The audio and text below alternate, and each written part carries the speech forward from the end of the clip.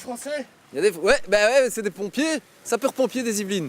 Bienvenue, salut, bienvenue dans Débranché, les Yvelines c'est en France. Bienvenue dans Débranché, nous sommes à Cours-Saint-Étienne, au Cours-Village, nouveau quartier prisé de Cours-Saint-Étienne, et surtout au parc à mitraille.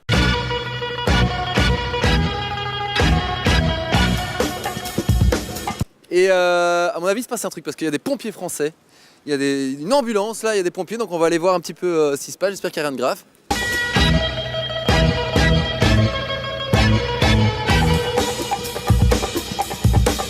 Voilà. Oula, on est dedans. En fait il n'y a que des pompiers. Attends, c'est quoi ton truc? Je sais pas, c'est une réunion de pompiers. C'est une réunion de pompiers, il n'y a que des pompiers. Il y a des pompiers partout. Pablo, j'ai trouvé, je crois, le chef. Vous êtes le chef? Ouais, je suis pas chef moi. Ah, vous êtes pas un chef? Ah non, je suis sapeur-pompier. Il y a un monsieur qui prend Des bars. 300 bars. 300 bars, il note à combien de bars ils sont, effectivement. Là, je vois 300 bars, il l'a montré. Et qu'est-ce qui se passe? Pourquoi il y a plein de pompiers là autour de nous? En fait, ils sont venus faire une compétition internationale donc, basée sur le sauvetage de sauveteurs. Donc, ils enchaînent obstacle sur obstacle. Il fait quoi, monsieur? Il vérifie à combien vous êtes en air comprimé, c'est ça? Donc ils vérifient ma capacité, enfin mon contenu de ma bouteille. Ouais. Et le but, c'est ils vont revérifier à la fin. Parce Ok. que c'est ça la compétition en fait. C'est franchir tous les obstacles et consommer le moins d'air possible. C'est les genres de pires situations qui peuvent arriver, Voilà. il faut s'en sortir. Voilà, exactement. C'est ce qu'on a là ici, tout derrière nous, tout le parcours là. Voilà, C'est un parcours du combattant. C'est un parcours du combattant qui nous enseigne justement à trouver les solutions pour pouvoir passer par des endroits qui sont vraiment presque impossibles à passer. Alors ils se concentrent là, hein. Ils se concentrent, ils sont très, le regard est concentré. Dernier petit conseil avant d'y aller. Oh, ils sont relax, ils sont concentrés mais relax. Hein.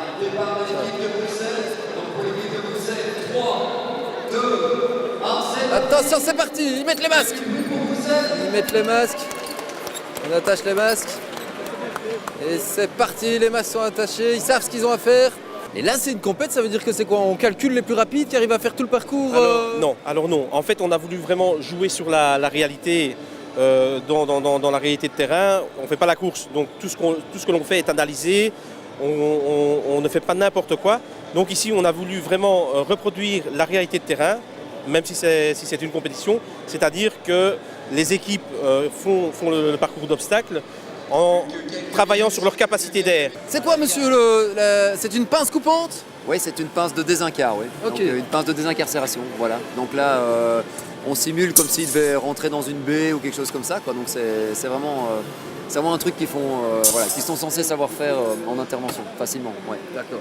C'est ça qui est sympa dans le parcours, c'est que toutes les épreuves sont réalistes au niveau... c'est un peu malheureux, c'est au cas où un collègue reste bloqué. Et donc c'est vraiment réussir à sortir le collègue de la merde, quoi. Sauver des vies, cette fois-ci plus des sauveurs de vie, quoi. Ouais. C'est comme ça que ça s'appelle en fait, c'est du sauvetage. C'est sauvetage de sauveteurs. Sauvetage de Voilà. sauveteurs. Ouais, voilà. C'est-à-dire que s'il y a un pompier qui tombe à court d'air, il est considéré comme mort et il est retiré de l'équipe. C'est perdu. Et voilà, il est perdu, mais l'équipe continue à avancer avec un homme en moins, donc ça devient de plus en plus compliqué. Je dois retourner en fait, en regarde. Ouais, c'est bon, c'est bon. Ah ouais, ils doivent se contorsionner, ouais. Il n'a pas enlevé sa bouteille. Non, ça c'est la technique. C'est le but. C'est d'y arriver sans enlever la bouteille. C'est mieux. Parce qu'on gagne du temps finalement. Ah, Pat, oui, on gagne du temps, c'est plus safe. Vous êtes en train de les coacher là vous monsieur? C'est plus safe. Bien, Pat. Chouette. Génial. Bon, pas t'es passé. Pas t'es passé sans enlever sa bouteille. Objectif, arriver à faire tout le passage, toutes les épreuves Avec une bouteille d'air. en consommant le moins à fait. d'air possible. Tout à fait, et en travaillant en sécurité, donc tout doit être Le réfléchi. grand bleu. Ouais, ça fait un peu le grand bleu. Ouais. Exactement, ouais, voilà. Et c'est génial, ça se fait, c'est nouveau ça qu'il y a des C'est compétitions. la première fois que ça se fait en Belgique. Pas t'es passé. Pas t'es passé, c'est bon. Pas, du coup il se repose. Hein. Il va économiser l'air comprimé. Ah non, il y va direct. Il y va direct. Alors qu'il attend pas ses copains qui, eux, ont démonté la bouteille. Ouais, ceux-ci ont démonté la... Non, Pat, c'est Pat le pompier, quoi. C'est super pompier. Donc ici maintenant ils sont en train de passer dans les tunnels des passages câblés. On peut être tout prêt? Oui, vous pouvez aller tout près, venez. On y va. Allez, Pablo, on rentre on rentre dans la zone là parce qu'il y a une équipe qui est en compète. Ils vont s'engager dans le passage ici. Donc là il y a des câbles électriques qui leur barrent le passage. Voilà. Alors ce qu'il a fait ici, c'est qu'il a retiré sa bouteille d'air pour passer plus facilement, plus aisément.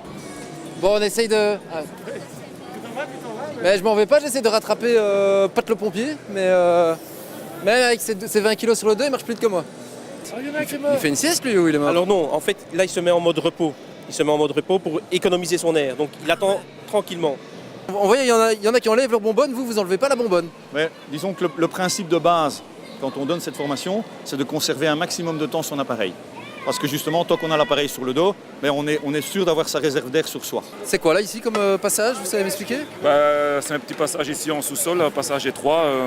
C'est pas pour faire du sauvetage, c'est surtout pour pouvoir s'extraire d'une situation difficile si jamais on reste coincé en cas d'effondrement ou autre chose. Quand on est piégé et qu'on n'a pas beaucoup d'air, il va falloir économiser son air. Et donc, c'est ce qu'il fait là actuellement.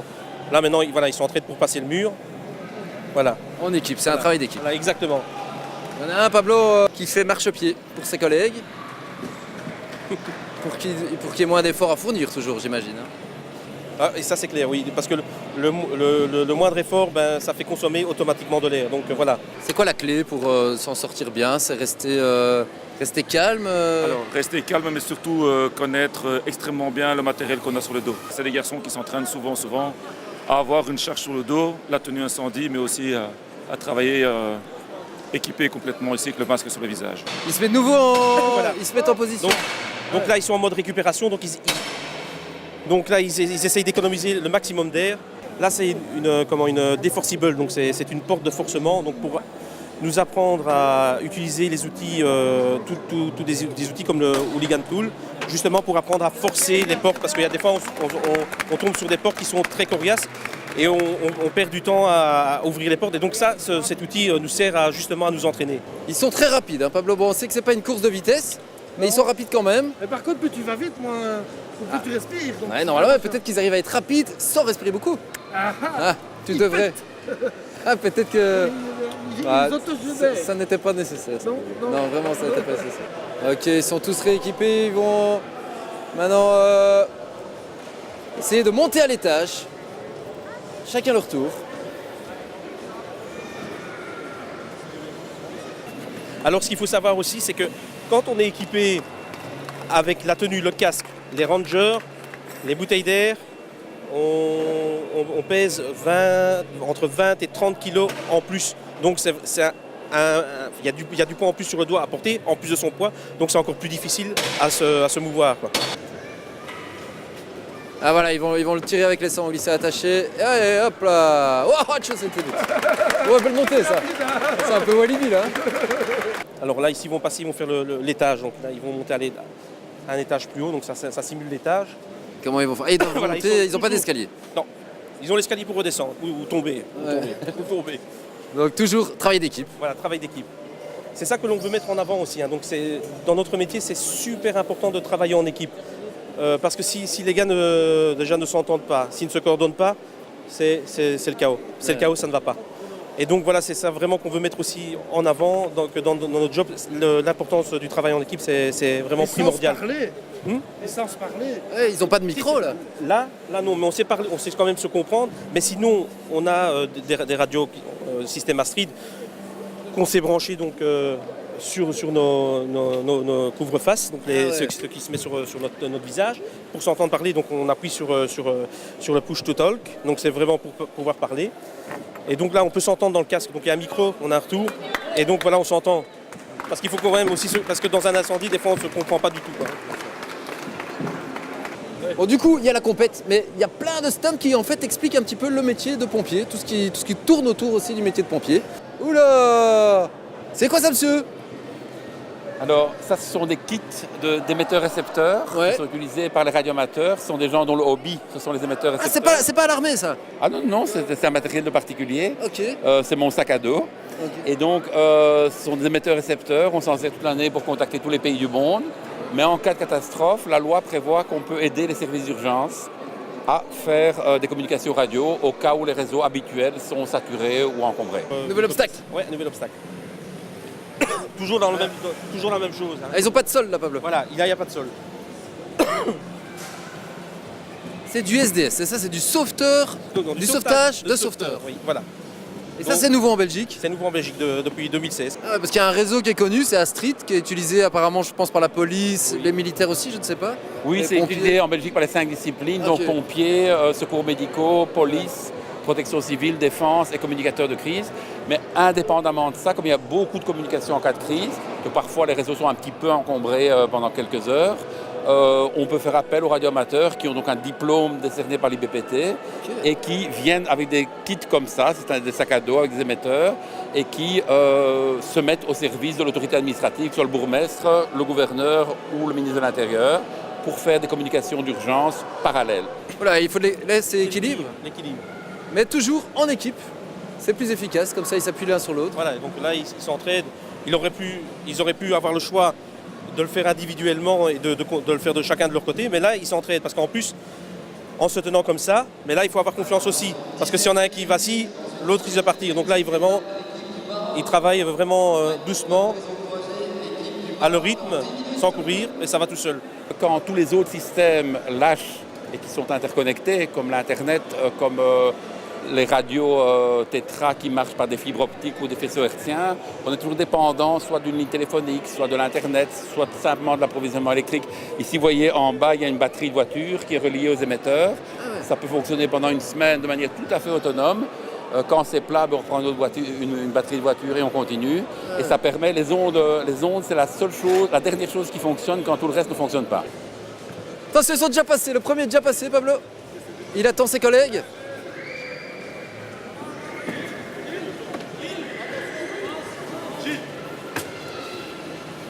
Donc, si c'est la fin du monde, que tout est dévasté, que tout est cassé, qu'il n'y a plus Internet, qu'il n'y a plus d'électricité, on pourra quand même, a priori, toujours communiquer avec une radio amateur. Exactement. Cela dit, sans être des survivalistes comme les preppers américains, on peut se dire qu'en cas de délestage électrique, on peut mettre un radioamateur dans tous les postes de secours, les casernes de pompiers, les départs ambulances des hôpitaux. Et si des gens qui n'ont plus le téléphone viennent demander un moyen à un poste, il peut toujours contacter par radio un autre poste pour envoyer la grande échelle ou le SMUR, etc. Donc on a un plan qui a été déjà testé en 2015 où on a couvert tout le Brabant wallon avec 53 radioamateurs disséminés sur tous les postes de secours. Ça a très bien fonctionné et donc nous avons un moyen alternatif de communiquer en cas de pépin ou de panne électrique ou de grosses situations d'urgence. Ça coûte cher une radio comme ça? Ah non, un petit émetteur comme ça, bon, le sac a été construit, mais ça coûte dans les 300-400 euros. Enfin, tout est relatif, vous allez me dire. Une radio comme ça coûte dans les 900 euros. Avec ça, on peut parler dans le monde entier. C'est de la BLU, bande latérale unique, c'est de la HF. Ici, on est en VHF, UHF. Et derrière, il y a des petits portables. Ça commence à 25 euros, donc il y a pour tous les prix. Et on peut devenir radioamateur en passant un petit examen d'électronique à l'IBPT. On peut l'être à partir de 13 ans. Ah, eh ben, si tu as 13 ans ou plus, il y a un site internet, vas-y, tu sauveras peut-être des vies et le monde en passant. On rappelle qu'avec tout leur équipement, eh ben, ils ont plus ou moins 20 kilos sur le dos quand même, en plus. Donc déjà, il faut imaginer faire ça sans l'équipement, mais vous vous imaginez avec un équipement de 20 kilos qui en plus prend une certaine place, parce que la bonbonne, ça te fait un deuxième dos quoi. Il y a un bébé mort. Hein? Quoi? Là. Oula! Non, il est pas mort. Oui, un monsieur qui s'est pris un coup. Monsieur a mal. Oh là là, monsieur, qu'est-ce qui vous arrive? Très mal. Monsieur n'a pas mis sa ceinture de sécurité, tout simplement. Aïe, aïe, aïe. Voilà. Pablo, ça c'est l'équipe du Maroc là. L'équipe du Maroc. Ouais, mais ils sont tous copains. Les pompiers, c'est toujours en binôme, hein, apparemment. Et là, ils vont attaquer la fameuse boîte. Enfin, ils font le passage équilibriste en duo. Là, il y en a un qui a failli tomber. Ouais, ça va. Ok, faut pas avoir le vertige. Hein. Normalement, pour être pompier, c'est mieux. Ça va. Ça passe. L'équipe du Maroc en pleine action qui va attaquer la fameuse Pafari. Et le bébé, il est mort? Malheureusement ici, oui, il ne respire plus, tout à fait. Aïe. Le bébé ne respire plus. Attention, on va voir comment ils vont s'en sortir dans cette fameuse boîte Pafari. Il y en a un qui marche sur les mains là, Pablo. On va bientôt voir les pompiers. Pour le moment, on est sur les ambulanciers. Et les ambulanciers, eux aussi, ils sauvent des vies. Et on va sauver un petit enfant. Il y a un petit enfant. Ouais. Donc voilà, lorsqu'on arrive... Il a mangé quoi le petit enfant? Cet enfant ici, on suppose, d'après la maman, peut-être qu'il va nous donner des indications ou bien qu'il pourrait tout simplement nous dire, je l'ai retrouvé comme ça dans son couffin. Alors il décide d'y aller sans enlever la bonbonne et il passe. Il est passé, il peut aller chercher la victime. La première chose à faire, c'est d'essayer d'appeler à la conscience. Bonhomme, tu m'entends, bonhomme? Malheureusement, je n'ai pas de réaction. Je vais donc essayer de voir si j'ai une obstruction. Je ne vois rien. Donc je vais venir faire ce qu'on appelle un voir, entendre, sentir durant 10 secondes pour essayer de savoir si l'enfant respire ou pas. Ils sont tous à l'envers. Ouais, ils sont tous à l'envers, ils descendent tous la tête la première. Ah, bien, Gilles. Belle descente, ça. C'est bon. Et lui, il vient en soutien pour réceptionner la victime, j'imagine.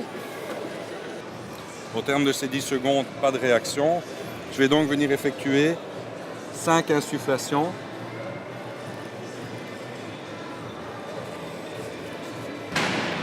Ce qui est important à savoir, que ce n'est pas la vitesse qui est le plus important. Ouais. Ils doivent réserver le maximum d'air dans leur bouteille. Donc c'est technique et souplesse. Le forcing, ça sert à rien. Ça peut relancer la machine, ça, de faire... Rien que ça peut déjà relancer la machine. Ici, je n'ai rien, puisque je vois qu'il n'y a aucun mouvement, l'enfant ne pleure pas. Et bien là, je vais directement entamer le massage cardiaque chez cet enfant. Ah, on fait ça aussi. Directement. Et c'est peut-être ces compressions qui vont faire que l'objet va sortir. C'est une longue victime. Non, mais c'est parce qu'ils mettent déjà la suivante pour l'équipe suivante, t'as pas besoin. Ah, d'accord. Ouais, parce qu'ils l'ont déjà sorti, là, hein. Ah bon? C'est vrai, ils sont en train de la sortir, là. Là, en fait, la priorité, c'est d'évacuer une victime dans un milieu enfumé. D'accord. Si les pompiers sont sous appareil respiratoire isolant, ça veut dire qu'ils ne peuvent pas respirer l'atmosphère parce qu'elle est irrespirable, parce qu'il y a de la fumée. Et donc, la victime, elle n'a pas de masque. Ouais. Plus longtemps elle va rester dans les fumées, moins on a de chances de la réanimer. Ouais. Donc la priorité, c'est pas de faire attention si elle va avoir des bosses sur la tête, mais c'est vraiment de l'amener à l'air libre pour pouvoir lui apporter de l'oxygène, pouvoir entamer une réanimation cardio-pulmonaire. Ils peuvent prêter leur masque. Pardon? Ils peuvent prêter leur masque, leur air. Après, si le pompier prête son masque, il fait comment pour respirer? Ouais. Un pompier blessé, c'est un pompier qui sert à rien. Genre, je le laisse faire ses 5 compressions, mais ne faites pas ça chez vous si vous n'avez pas... Il faut pas faire ça si on n'a pas suivi... Voilà. Donc on a une sensibilisation qui se fait auprès des centres de formation comme celui-ci. Et justement, c'est le meilleur moyen de, non pas d'être préparé, mais d'avoir une idée de ce que c'est justement. Et d'approcher peut-être cette situation plus sereinement, peut-être un peu plus calmement, du moins d'être un peu plus rassuré. C'est bon, voilà, la victime est sortie quand même assez vite, je trouve. C'est bien que la Ah, regardez, il glisse. Regarde, lui aussi, il va glisser. Allez. Wow. Ça sent les pros, hein, ça. C'est trop cool. Ça, c'est excellent. Ah ouais. N'essayez pas ça chez vous d'ailleurs, hein, parce que ça peut faire mal. Si vous voulez vous former, vous aussi, à pouvoir sauver des vies, il y a un site internet qui s'affiche ici et qui s'appelle... Tout à fait. Donc c'est guestsafety.com. Nickel. N'hésitez pas, hein, c'est quand même intéressant, sauver des vies. Ouais, il sangle la victime, là, ils s'y mettent tous hein, pour gagner du temps. Chacun sait ce qu'il a à faire. Là, on voit tout de suite que c'est une équipe entraînée à ce type de situation. Ok, c'est pas tout de l'avoir attachée, maintenant il va falloir la transporter jusqu'à l'arrivée. Et pour ça, il va encore falloir passer quelques obstacles. Il y a une équipe qui est favorite, il y a un pays qui est plus doué que les autres. Alors, favorite, une équipe favorite, il y a une équipe des pompiers de Bruxelles. Parce qu'en fait, ils sont revenus récemment des World Fire et Police Games qui ont lieu au mois d'août à Los Angeles. Les Bruxellois sont les favoris, ils reviennent des championnats du monde là.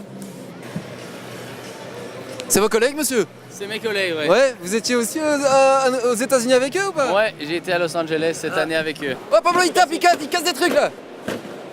Là, il y a une porte à péter. Ne marche pas sur la victime, si tu veux bien. Ça va, ils font ça assez efficacement. Ils font quoi là? On voit qu'ils viennent de péter la porte. Alors là, ils font un passage. Bon, ils ont dû casser une espèce de cloison et c'est un passage restreint. Donc voilà, c'est juste pour mettre un peu à l'épreuve le physique de certains un peu plus important que d'autres. Faut être un peu contorsionniste hein, pour être pompier. Faut pas être contorsionniste, mais il faut surtout garder son sang-froid et pas stresser. C'est ça? C'est le plus important? C'est le plus important dans notre métier, je pense. Et là, vous les sentez bien? Bon, là, ils ont déjà fait du bon boulot. Après, il y a la course à pied, c'est pas fini. On verra pour la suite. Il doit passer là. Il doit passer, ça passe pas. Ça passe pas, il est trop gros. Ah si, ça passe, il se contorsionne, il passe. C'est comme un petit oiseau. Des fois, la tête passe. Quand la tête passe, tout passe. Et surtout, la victime est passée en sécurité, toujours pas tombée. Attention, il y en a un qui vérifie son oxygène. Il dit qu'il faut se calmer un peu. C'est pas de l'oxygène. Hein. Non, ouais. Vous n'avez pas pris la leçon. Non, c'est vrai. C'est de l'air comprimé, c'est pas la même chose. Et il fait une pause parce qu'il a checké l'air comprimé, il check tous d'ailleurs. Il voit que ça va, ils peuvent repartir. C'est reparti. Il y en a un qui sonne. Ah ouais. Ça veut dire qu'il a plus d'oxygène, ça. Monsieur, quand ça sonne, ça veut dire qu'il n'y a plus d'air comprimé. Voilà. Aïe aïe. Il est en dessous de 50 bars. Oh. C'est lui, on lui dit d'enlever. C'est la demoiselle là. Ouais. Ah oui, elle clignote aussi. À mon avis, elle n'a pas bien serré son couvre-face, donc elle a s'enfuit. Ah ok, oui, c'est pas qu'elle a été trop... Si elle le tient depuis tantôt, donc à mon avis, elle a des pertes. Ok.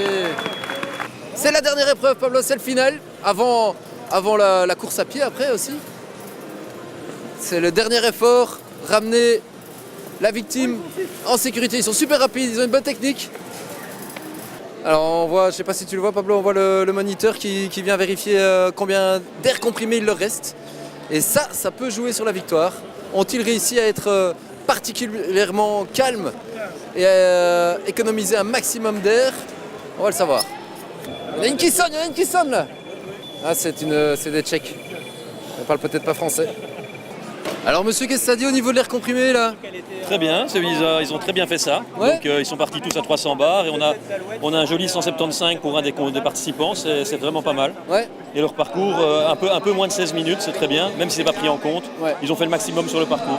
175, ça c'est... Il a particulièrement réussi à écomnomiser l'air Il a bien comprimé. économisé l'air. Ils ont été relativement vite et surtout ils ont très bien géré leur air et leurs efforts. Donc voilà. Maintenant évidemment un parcours exemplaire et c'est la course qui va déterminer le classement. Ça fait un de ces bruits là quand ça décompresse. Regarde celui-là, il est en train d'enlever son masque. Ça dépressurise. Hop là, il revient parmi nous. Parlez français? Oui. Vous êtes venez d'où? De Bergerac, dans le sud-ouest de la France. Ah, vous êtes l'équipe un peu mixée avec... International. International. Ça s'est bien passé? Très bien, oui. Ouais. C'est un excellent exercice. Ouais. Si on faisait ça tous les jours, on serait des surhommes, c'est vrai. Et vous avez une copine qui sonne. Ouais. Vous entendez ça? Il y en a Oui. qui sonnent. Qu'est-ce qui s'est passé?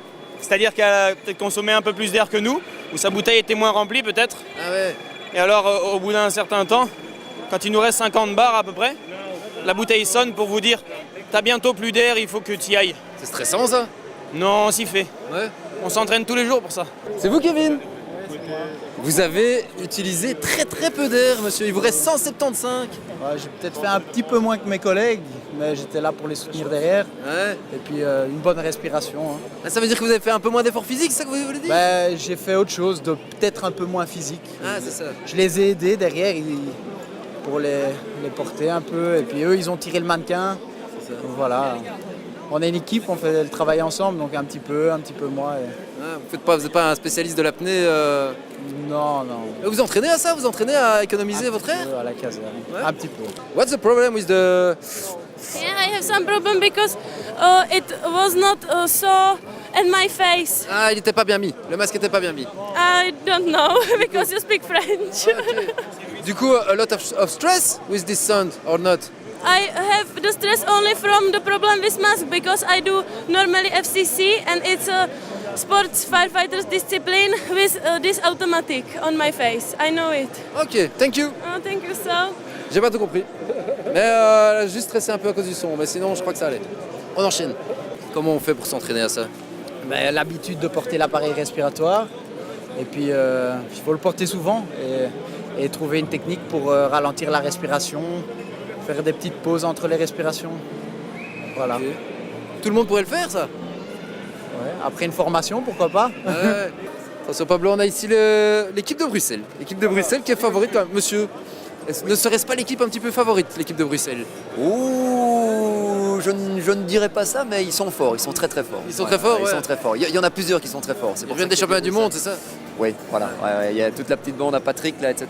Ils sont très forts. Ouais. Okay. Bon, après, on avait des équipes des Yvelines aussi, françaises, qui sont énormes aussi, parce qu'ils ont conçu certains des dispositifs qui sont là aussi. Donc, bon, voilà, bonne équipe aussi. Okay. L'équipe du Bois-Montlon s'est très bien démerdée aussi, donc ça va être serré. Ouais. Et donc, en fait, comment ça se passe? Il y a la course et là, s'il gagne la course, il gagne. C'est là que ça se joue, c'est sur la course. Hein. En tout cas, pour toutes les équipes qui ont réussi à terminer en équipe complète sans en ayant passé toutes les épreuves, après ça se joue sur la course et sur le taux d'air comprimé qu'ils avaient pu garder. Ouais. Mais on arrive à la fin là, on va bientôt avoir les résultats. On va quand même vous dire quelle est l'équipe championne de cette première compétition ici au Parc à Mitraille. Sera-ce moi? pas bleu, c'est jamais. J'ai un accident, ça peut toujours arriver. Ce reste les Marocains, les Luxembourgeois, les Brabançons wallons ou les Bruxellois qui sont favoris ou les Français qui sont très forts. Réponse dans quelques instants. Qu'est-ce qui se passe? Mais on est toujours en pleine compète et apparemment c'est très serré entre zone Luxembourg, qu'on a vu, et les Bruxellois. Et donc nous sommes à ça va bientôt terminer. Et à mon avis, ce sera une de ces deux équipes qui va l'emporter. Est-ce le Luxembourg ou les Bruxellois? Petite guéguerre amicale évidemment. On le saura bientôt. Ça y est, on a les gagnants. On a le chef à côté, il sait qui a gagné, il va nous le dire tout de suite. Alors sont-ce les Luxembourgeois ou les Bruxellois qui l'emportent? C'est les Bruxellois. C'est les Bruxellois, c'était serré je crois. C'était serré, très serré. Serré. Ils ont été très bons. Ah. Et voilà. Eh ben, félicitations aux Bruxellois, félicitations à vous d'avoir organisé quand même. Et n'hésitez pas à les soutenir, ceux qui veut devenir pompier, c'est cool aussi. Et nous on se retrouve la semaine prochaine pour d'autres aventures. Et rendez-vous dans 2 ans. Et rendez-vous dans 2 ans. Et peut-être tu seras pompier toi aussi, et tu seras là. Allez ciao et bravo Bruxelles, ciao. Ciao. Peut-être ta copine est pompier aussi. Peut-être. Ta famille. On ne sait pas. Alors on y va. Aïe, mais c'est super trash. Ah, c'est ça. Oh là. Donc l'autre, il y a du sang qui sort. Ah. Pourquoi t'as fait ça? Là j'ai rien fait moi. Elle a plus de pied elle. Ah t'as pas vu, il y a une petite qui a plus de pied. Aïe.